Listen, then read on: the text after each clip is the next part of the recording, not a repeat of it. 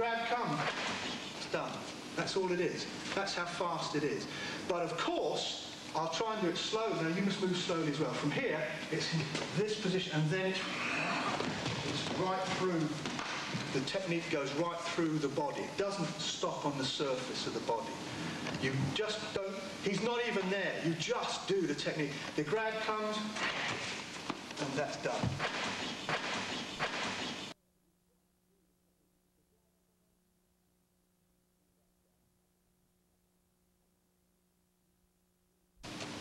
You could, if you're not very confident for lower grades, and you want to be certain of killing your opponent, you simply change from here, this technique here, stays where it is, but this one moves from here to here.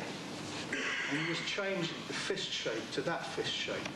And you smash into the larynx here, smash the epiglottis. What happens is, if you know anything about murder investigations, strangulations, there's a little tiny bone in here which will always fracture. But if you hit this, conception vessel 22 disturbs one of the main meridians of the human body. Also will fracture the epiglottis, and things will swell, and mucus and all kinds of stuff will get stuck in the throat, and it'll be like a gag that forms here. It'll swell, and they will just stop breathing. So, and it's an instantaneous reaction. If you ever just hit anybody in the throat, the reaction's instantaneous. So the technique from there, instead of being just like this, okay, just it's here, that way. And again, it's that way first, because you look what happens. See, this is so neat. If you just want to fight the man, and he sees something coming here, his reaction will be to do this, like that. But if you do that first, no, don't exactly. Yeah. But what happens is when you do that, his head will go that way. He can't help it. If you go in there, it'll come like this, and it'll open this up for the second technique. But not leaving it so long that it comes down again. So from here, this is what you're going to practice. From here, back. Nakadaka Ken. Put them on the spots, okay? If you can press this, sorry. Fingerprints. Yes. Try and make this a downward strike, and this one an upward strike. Okay, so that way. Because there are techniques, if you put downwards on these points, will really collapse the body. Okay? But be careful. That's what you're going to try. The guy goes to grab, and you just take inside line. Look, they're blocking. See, this is the nice thing. Everything's got more than one purpose. If he's going to punch with that, you're blocking. If he's punching there, he's blocking here. You're blocking here. Bang, bang. There's so many things that you can see from the different katas. Anyway, this is all I want you to try. Stomach 15, gallbladder 24, middle knuckle fist, stand there, and then let your hip go, and just an inch. See how far you can make your partner move back. Just with an inch, okay? You see, the katas teach you how to defend against grabs, punches, strikes, throws, bites, everything. But we have to start somewhere. We have to start with the basics. You already know about this point here, okay? You know about this point here. There's another point, let's use this arm. Here, pericardium 6 point. Pericardium point will affect the heart. But, interestingly, if you strike here, it makes this point, stomach 9 point, very susceptible. There's a lot of controversy as to why that is. A lot of people will say it causes the heart to shut down, and that's how you get a knockout. I don't think that's true. I have some of my students that are doctors, and we actually set up experiments where we wire people up to ECG machines, and we actually do the knockouts and record what happens. And we have never been able to make the heart drop more than about 12.5%. So, although they go down or get unconscious or get dizzied, it doesn't seem to be because of the heart, which is what the traditional theory says it should be. As a matter of fact, any doctor will know that if you massage these points in here, or the eyeballs, you will lower the heartbeat. But you will only be able to do it by about 10 or 12%. Now, most people in a healthy person wouldn't even notice that drop. You wouldn't fall unconscious. In fact, when you're sitting down in a chair, and then you suddenly get up, your heart rate jumps much more than 10 or 12%. And then when you relax, if you can meditate, if you can go into the alpha state, if you've practiced at meditation, you can slow your heart down. And it does not affect you. So why people go unconscious is something we're looking at now. We're trying to understand by the experiments that we're doing. But it looks as if it's more to do with neurological shutdown than to do with the heart. However, having said that, I'm telling you that traditional accepted theory is that you do not mess about with these points, because they will affect the carotid sinus, which is behind the sternocleidomastoid muscle in the neck of the artery in there. It's a baroreceptor which keeps a check on the blood pressure in the body, if you like. Now, to strike it hard traditionally is said to make the heart stop and slow down. I haven't found that, but they still go unconscious. Having said that, it is not a good thing to do, because you also have the vagus and the phrenic nerves which go down either side of the neck.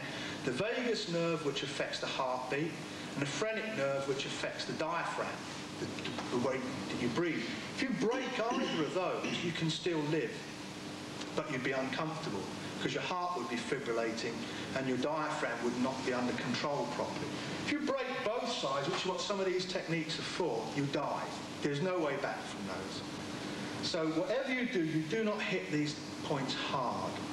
It's never a good idea to cause unconsciousness in your partner. However, I want to show you what Shuto's for, or one reason. The classic way of Shuto is if you get into a Genbrai, and now he's going to do a punch, and I'm supposed to step back and go into each, and stop the punch. Well, it's a joke. It's a real joke. I can't think of a better way of losing your teeth than trying to do that. You might just about say, go on, now do it. Because why would I want to take this hand back here when this hand's coming in here, and then try and get it back there in time? It won't work. That's why you don't do it in freestyle. It doesn't work. But what does work is as the punch comes in, no, just stand. No, come to me, that's it. That's all right, I'm ready. Whatever happens, this is not the start of this. This is the technique. So as his punch comes in, as he swings, that's the technique. You take it across in there, then this hand now, as you're going out of the way, just goes in a straight line. And I'll do this gently. Head down.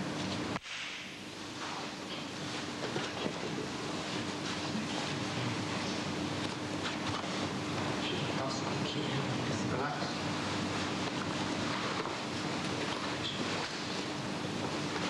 Just breathe.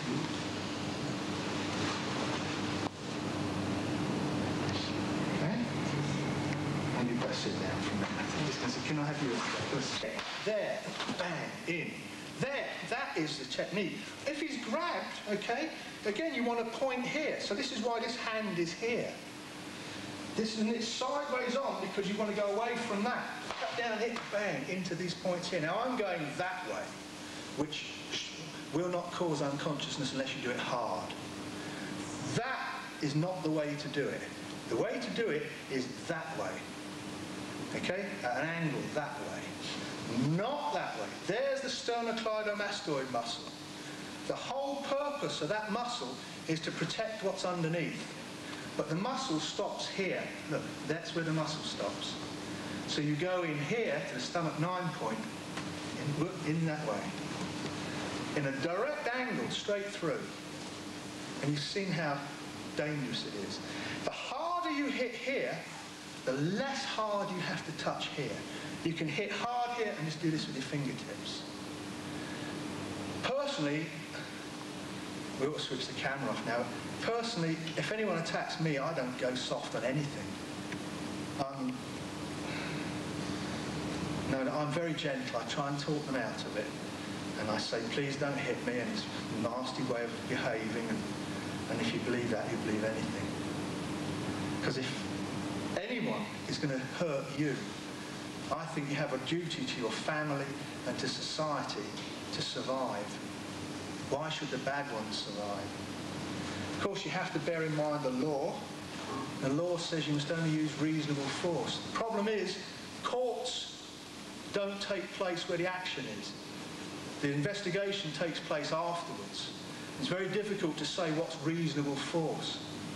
But if you can maintain that you didn't have to hit with your full power, then that shows a reasonable concern for your opponent's safety.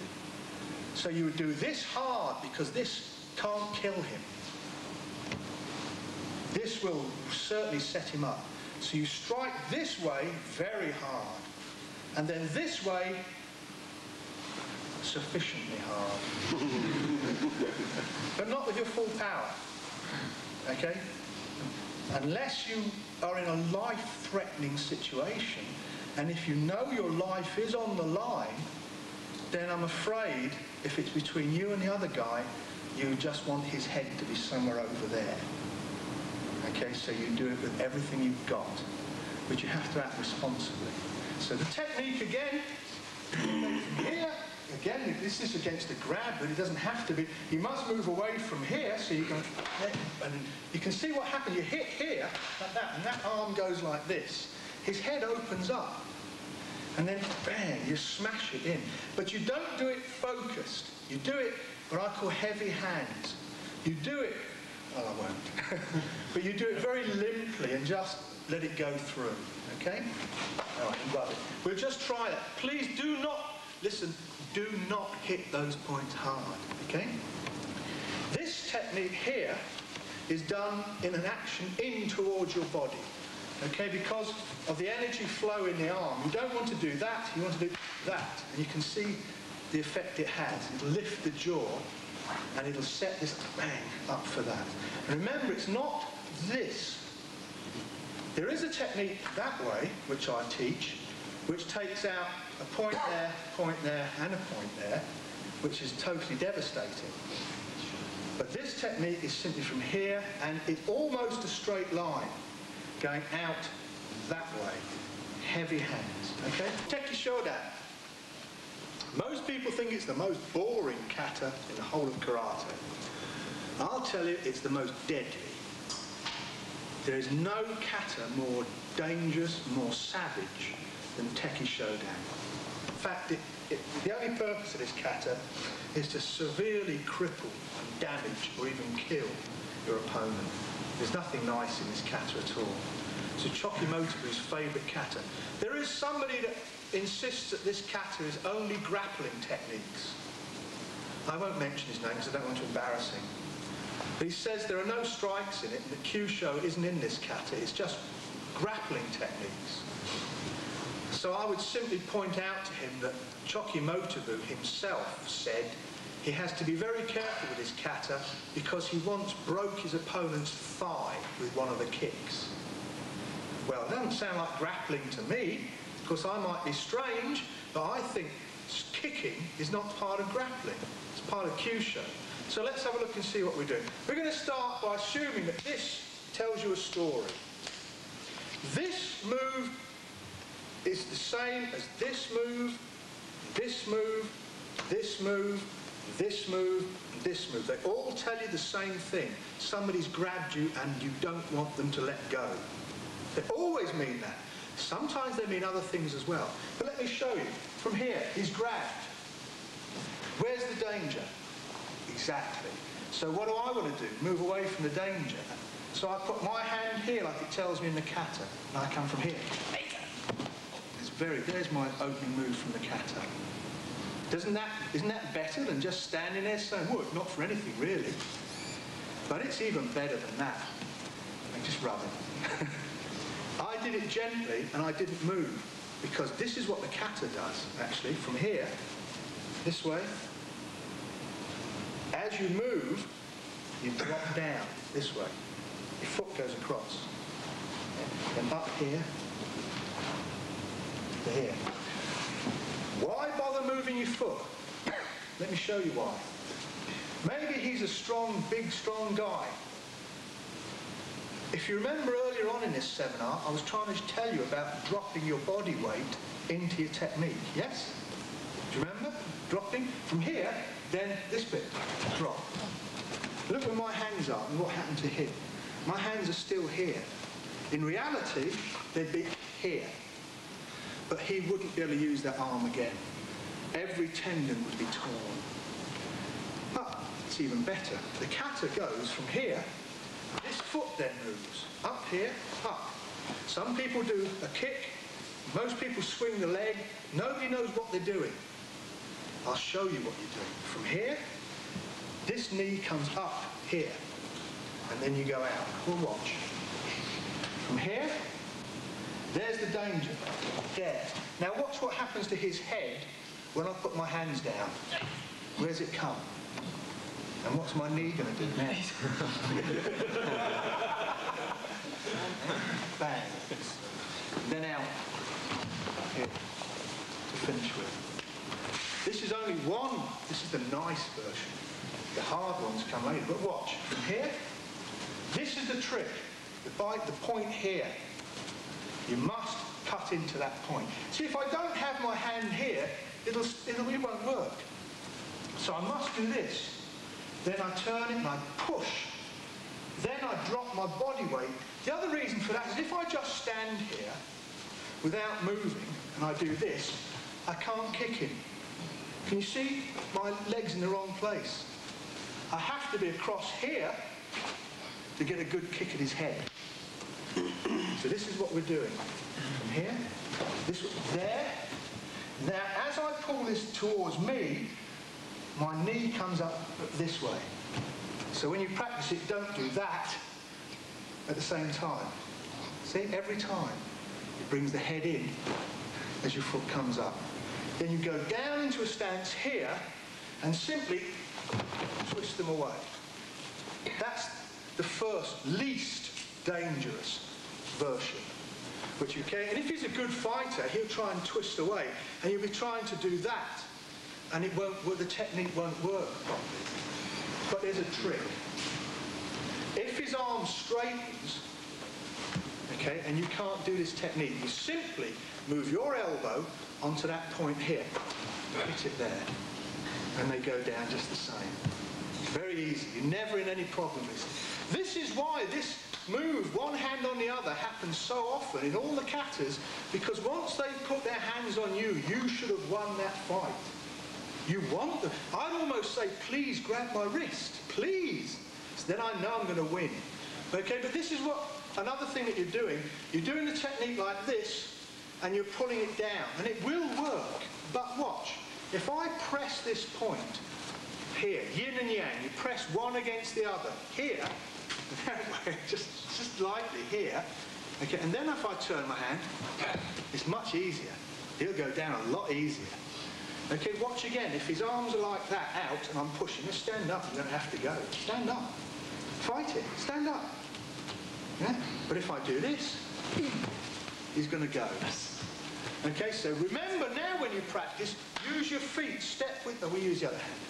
Okay, use your feet so you go up this way, straight arm, press it in. These fingers go like that on these points on the top. They go this way, come to me, there. Then this drops down that way.